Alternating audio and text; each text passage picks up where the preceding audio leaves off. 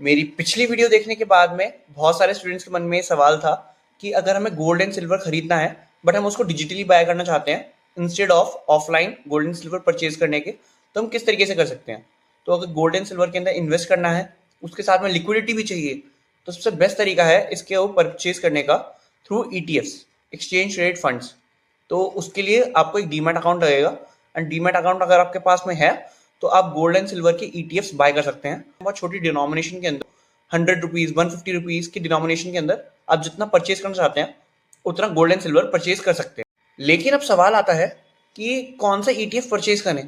तो ETF purchase करते हुए ऐसा नहीं करना कि कोई भी ETF में इन्वेस्ट कर देना है। सबसे पहले ये देखना है कि क्या वो ETF लिक्विड है, क्योंकि अगर एक ETF इलिक्विड हुआ तो आप जितने का परचेज कर रहे हो और जितने में सेल कर रहे हो सकता है वो करेक्ट वैल्यू पे ना हो।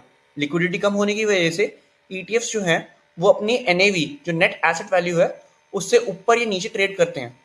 तो इस वजह से ये देखना बहुत इंपॉर्टेंट है कि आप अगर इन्वेस्ट कर रहे हो तो उस ETF के अंदर लिक्विडिटी ज़्यादा है या नहीं है। तो जितने भी लिक्विड ETFs हैं सिल्वर एंड गोल्ड के, मैंने उन सबको अच्छे से आज एनालाइज करा है एंड मैंने एक चीज़ देखी कि सिल्वर की डिमांड बहुत ज़्यादा होने की वजह से एंड शॉर्ट सप्लाई होने की वजह से लोग ETFs को लगातार खरीदते जा रहे हैं, जिसकी वजह से ETFs जो हैं वो अब अपनी नेट एसेट वैल्यू से ऊपर ट्रेड कर रहे हैं। एग्जाम्पल के लिए मैं आपको ऊपर यहाँ पे NSE का डेटा दिखा देता हूँ। तो जो टाटा सिल्वर ETF है वो 13% के प्रीमियम पे ट्रेड कर रहा है, जितनी उनकी नेट एसेट वैल्यू है उसकी कंपैरिजन के अंदर। इनकी नेट एसेट वैल्यू है 14.36, लेकिन वो उनकी जो अभी लेटेस्ट ट्रेडिंग प्राइस है वो 16.59 है। 13% का प्रीमियम, और ये प्रीमियम जो है वो राइट ऑफ होगा जैसे ही आर्बिट्राजर्स इसके अंदर एंटर करेंगे। तो टाटा के जो सिल्वर वाला है ETF, इसके अंदर इन्वेस्ट मत करना, ये इन्वेस्ट करना सही नहीं रहेगा क्योंकि आप फालतू में प्रीमियम भरेंगे।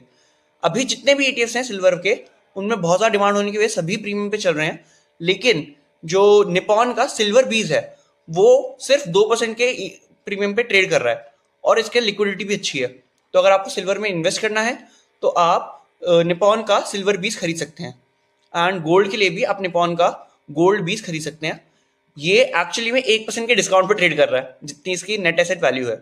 तो इस वजह से अगर गोल्ड एंड सिल्वर में आपको इन्वेस्ट करना है ETFs के थ्रू, तो निपॉन का गोल्ड बीज एंड सिल्वर बीज बेस्ट है क्योंकि इनमें लिक्विडिटी भी है और ये अपने नेट एसेट वैल्यू के आसपास ही ट्रेड कर रहे हैं। ऐसी ही फाइनेंस बेस्ड वीडियोस के लिए मुझे फॉलो कर लीजिए। Thank you for your time.